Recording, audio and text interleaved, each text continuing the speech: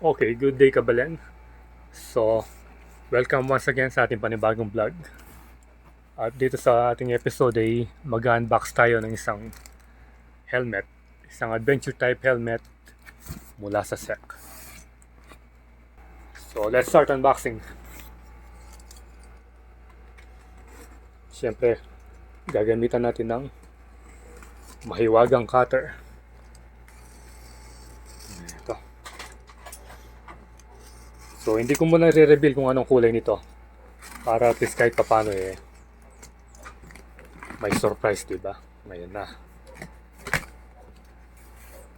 So, ito na siya.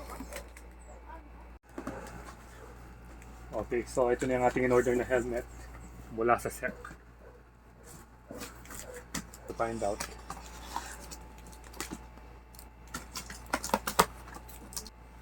So ito yung ano niya, pinaka-helmet. So ito siya, hindi muna natin re-reveal kung ano yung kulay. So meron siyang kasamang spare na clear lens. Ito siya. Clear lens. So ito yung helmet.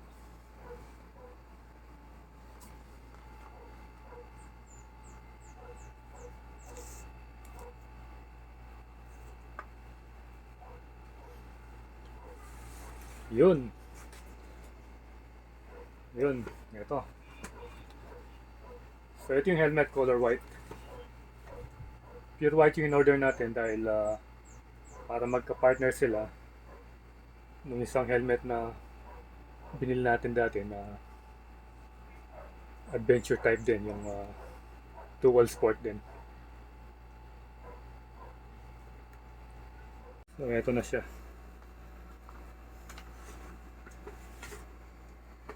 Yun.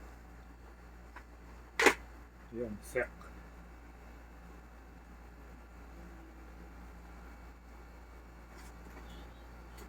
Bali yung size pala nito ay large. So try nating ipit. Hindi siya malaki.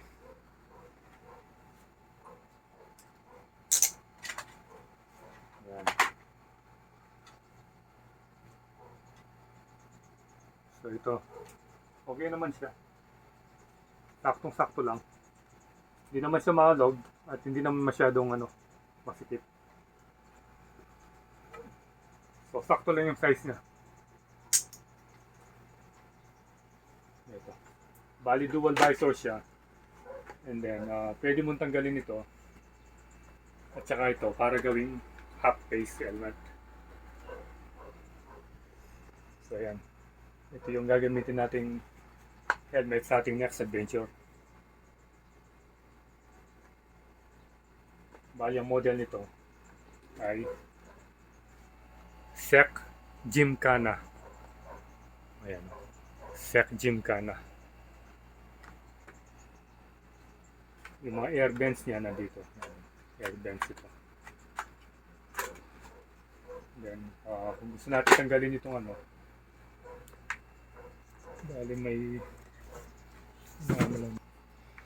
bali may ipipress ka dito sa loob.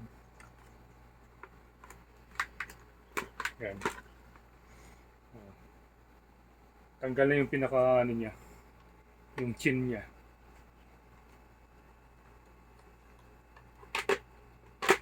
And then, kung tatanggalin naman ito, bali, i-rotate mo lang ito. Bali, may thread siya. May thread. So, hindi gaya ng isang helmet natin na snap yung nakalagay dito.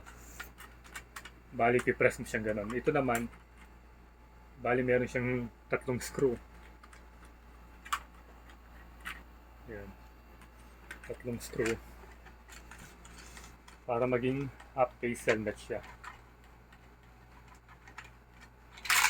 Ayan. So wala na. Ayan, half face helmet. Bagay na bagay ito kung yung motor nyo ay classic or yung scooter na maliit. Hanggang dito na lang pala. Ayan, hanggang dito na lang. Kasi half face lang. So, hanggang dito lang yung kanyang visor. So, nasanay kasi tayo nung full face pa siya hanggang dito yung cover. At ngayon, open na siya. So, hanggang dito na lang yung lens niya. Ayan. Bagay na bagay kapag classic yung ginagamit. Classic bike. Magaan lang naman. Then, pagbabalik naman, same procedure din. So, imamount mo rin ulit. Imamatch mo lang dun sa mga butas. Din. Pero mas maganda kung unahin natin yung center. At may mga washer dito. Huwag nyong kayaang mawawala or mamimisplace yung mga washer. Ito yung magsisilbing pang-ipit niya dito sa may plastic. Para hindi mapwersa din dito sa may plastic bolt. Ayan. So, medyo matagal lang ito kumpara dun sa snap. Pero mas maganda naman ito. Mas makapit. Kasi yung snap, pag lumuwang na, wala na ito. At least natitread mo. And then kung tatanggalin naman pala yung visor, yun. Yun. So tanggal na yung visor niya. Ito yung extra lens niya. Tanggal na yung lens niya. Ito pala yung extra lens. Yung clear. Pero yung gagamitin natin ito. Yung dark. So nasa inyo kung ano yung gusto nyo. Kung lagi kayo nag-ride sa gabi, mas advisable gamitin yung clear lens.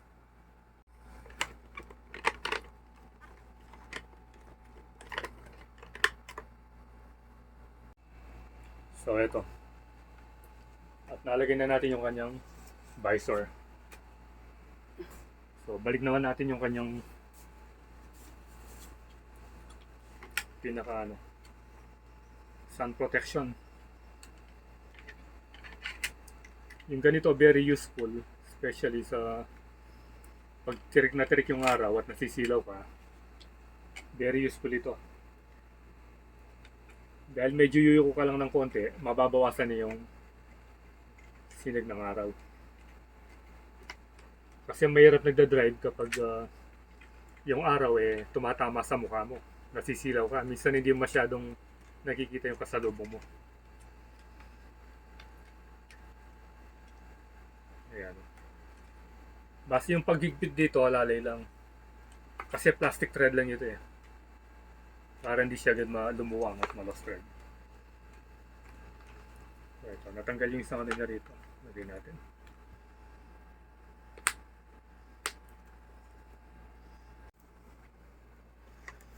Yan, paglagay nito, same procedure din. Itatama mo lang dun sa butas. Sa magkabilang butas. Then, yun. Yan. Maririnig mo, magkiklik siya. Maglalak na.